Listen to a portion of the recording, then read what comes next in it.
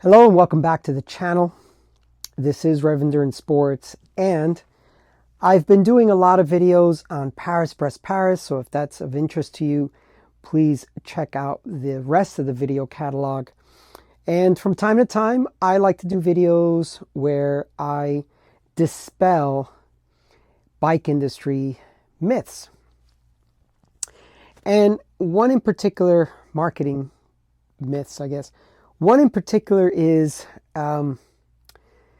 this, that steel bikes are heavy, that internal cabling is the only way to go, that Di2 is the only way to go, that mechanical shifting is dead and rim brake, blah, blah, blah, right? So,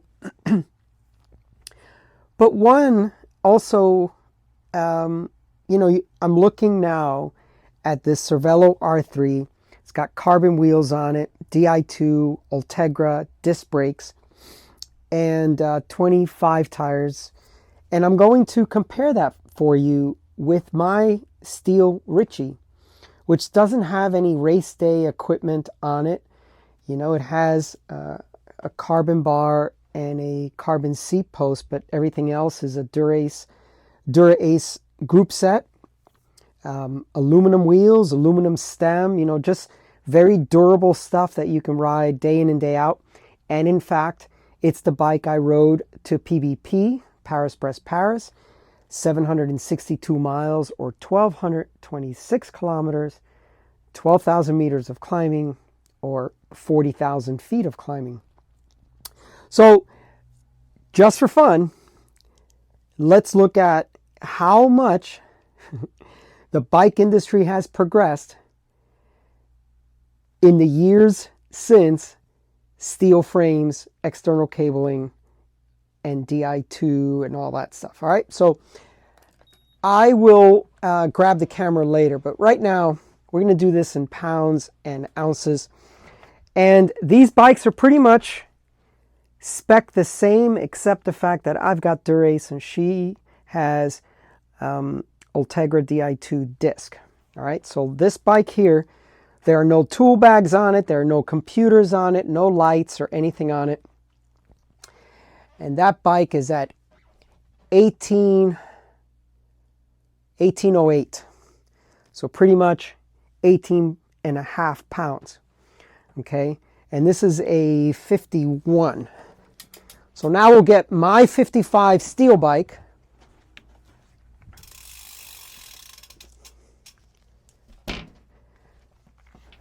Which, like I said, has aluminum wheels, aluminum stem.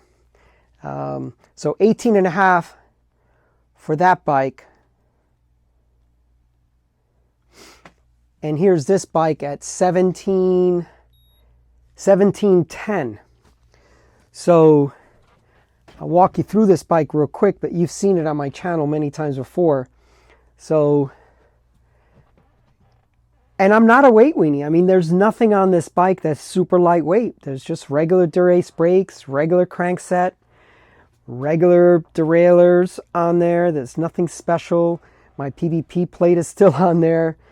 Just a carbon seat post and a carbon handlebar, but everything else is the same. So this bike is quite literally a pound lighter. It's 2 sizes larger.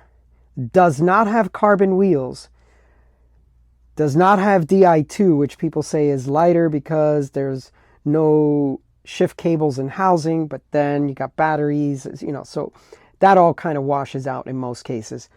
But not being a weight weenie, it's just important for people to realize that just because it's carbon frame, carbon wheels, carbon stuff, it doesn't mean it's going to be lighter.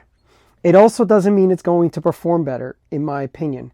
But then again, that is just my opinion.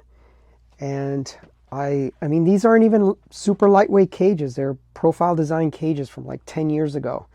There's nothing on this bike that is trick or ridiculously light, So like I said, 28 tires on aluminum rims. So not even lightweight stuff there. Look, I've even got my bell on there from PBP. So yeah, computer mount, everything. I mean, this bike is ready to ride except bottles. So anyway, that's all for today. Please keep a skeptical eye and use critical thinking when someone wants to sell you carbon stuff, carbon bike, carbon wheels. You know, not everything that glitters is gold. Okay, well, that's all for today. Please like and subscribe, and we'll see you up the road.